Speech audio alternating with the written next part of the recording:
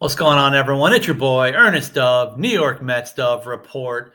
And let's talk defense and the Mets organization. Obviously, you see some of the things happening. I want to get into some stuff in this video, guys. I'm even going to talk about more prospects to possibly trade away, even multiple prospects in the top 10 that I'm thinking about. Maybe we should move on for them because of this defensive aspect of things. Run prevention. That's the super thing all of a sudden now under David Stearns. Maybe this is something he's working towards, but is it the right deal? Who do we get rid of? Who do we add? Let's go. I got it all for you right here. I'll give backup options. We'll talk prospects even towards the end, replacements for guys that I might be getting rid of right here. Everything you can think of, you know where to get it here. Let's start right away with the major leagues. Got to talk about some of the main guys at this point. What do we do with Brett Baty? It looks like, in my opinion, maybe he's the guy. The defense has taken a jump, even from this year, even from possibly even a year prior. Some of the defense was getting better for Brett Baty overall. Now, going into 2026, do you pencil him in at third base? The defensive metrics were good for him. He had pretty much all-star level third base kind of stats in the second half. Give him the shot. So what does that mean for a guy like Mark Vientos, the guy we've all been talking about for years defensively? What do we do now under the new age? Finally, what do we do? Run prevention, new staff, new coaches being brought in specifically to run prevention. Does this mean the end of Mark Vientos? Maybe. He's the major league guy, major league roster. What do you do with a guy? No options remaining. Do you trade a guy like Mark Vientos? What kind of value does Mark Vientos have? Everyone's going to have a lot of thoughts on this. But again, even Mark Vientos had a nice offensive second half. He also, obviously, we know, had an amazing run in the 2024 playoffs. But do you move on from a guy like Mark Vientos because of the defensive factor? Then the other major leaguer, obviously, Jeff McNeil. The jack of all trades, Jeff McNeil, has a lot of value. I still say the contract is pretty good based on his overall value, being able to play infield and outfield. But again, here we are going into 2026. How serious is David Stearns going to be about run prevention, defensive ability? When you're always taking a guy like Jeff McNeil off the lineup, off the field, when it matters at the end of a game, to have a guy like Acuna in there as a defensive replacement, which a lot of teams do, always makes sense. But again, going forward, 26-man, 40-man roster-wise, if you're going to go with a real, true shift away from certain guys that are okay to good, and you really want to go of more elite run prevention kind of situations, again, you have a guy like Brett Baty's doing really well. You have an outfielder like Tyrone Taylor.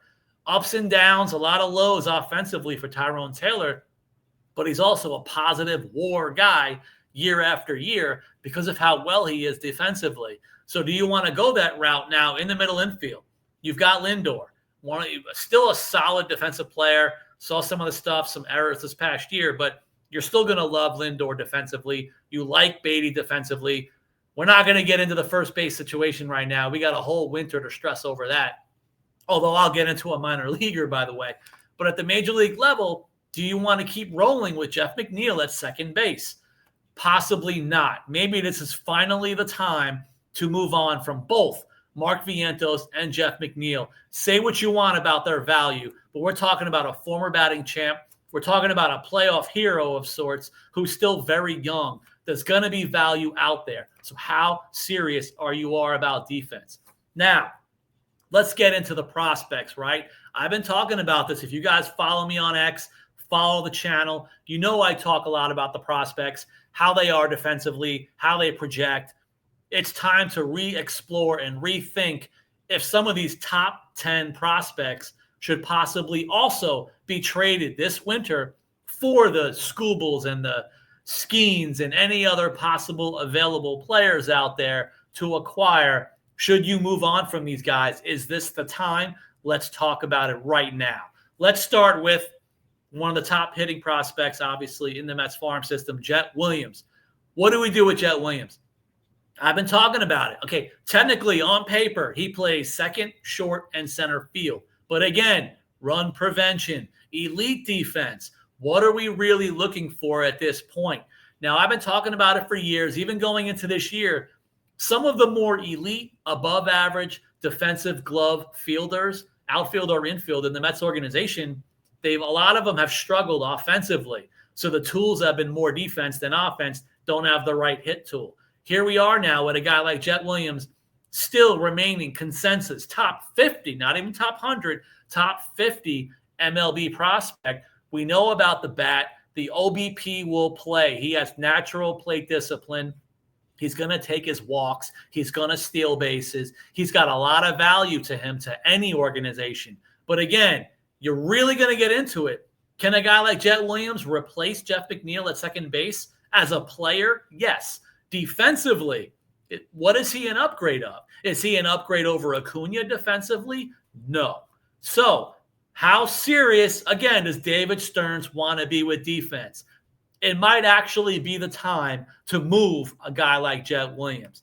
Now, first base, we know about Pete Alonso. We don't know how serious the organization wants to be. How do you balance the need for defense and run prevention versus the other logistical things, the other factors, including playing in the New York market, which we all know Pete Alonso can handle the New York market. You also can't really teach 40 home runs, which is something he can do, I would think, for a few more years. But do they move on with a Pete Alonso? If so, who's the next man up? Prospect-wise, that would be Ryan Clifford. Now let's talk about it again. Just said it with Jet Williams. Now let's talk about it with Ryan Clifford. Is he an above-average, elite, gold glove defending player at corner outfield or first base? The answer is no. So, again, how serious are we going to be here, folks? Do you now want to move on from a guy like Ryan Clifford? How much value does he have? He hit almost 30 home runs in the minor leagues this year. He's still very young. Should be playing, I believe, most of the next season as a 22-year-old. The age is there. The power is there. The plate discipline is there. He gets a lot of walks along with the K rate that could be pretty high, but there's the value. Do you finally think about moving on from a guy like Ryan Clifford as well because of this defensive factor, if Mets are really, truly serious about this? The other prospect I want to talk about, who I love, who I've interviewed, Jacob Reimer. Jacob Reimer is a guy, third base, technically can handle first, but he's more of a projectable third base guy. Going up the levels is what you want to have the most value from Jacob Reimer as. And again, now if we're penning in Brett Beatty for a while, there's that. But then again, defensively, what is the true metric defensive projections for a guy like Jacob Reimer? I feel he is another average kind of player defensively, just like a Jet Williams. Now, even not comparing, but comparing, I've been saying it now for a little bit online. I think you would think more of Mark Vientos when you project Jacob Reimer as a major leaguer defensively. So let's put that into effect here. You have guys like Mauricio, who I think Mauricio now, all of a sudden, his defense has jumped. I actually would like him more defensively at third base right now than a younger Jacob Reimer. So again, could there be improvements? Yes. Jacob Reimer offensively is one of the top prospects in the Mets organization, hands down. Talking with some of the staff, again, he's the analytics guy. He is one of the darlings of the Mets hitting lab, is Jacob Reimer. He has progressed a lot offensively, and he could even get better and better. He's the kind of guy, if you let go, you might regret it. But again, here we are. Not saying Brett Beatty is going to keep him from the majors, but run prevention and defense, do you also move on from yet another top 10 prospect? All three of these guys are consensus top 10 rankings in the Mets system. Here I am willing to move on from them. Not something I really want to do, of course, but I'm trying to stick with or go with the actual real plan David Stearns may have at this point. Are there replacements for all of these guys? Again, these guys are all higher ranked for a reason. So everyone I'm going to name at this point is ranked below them.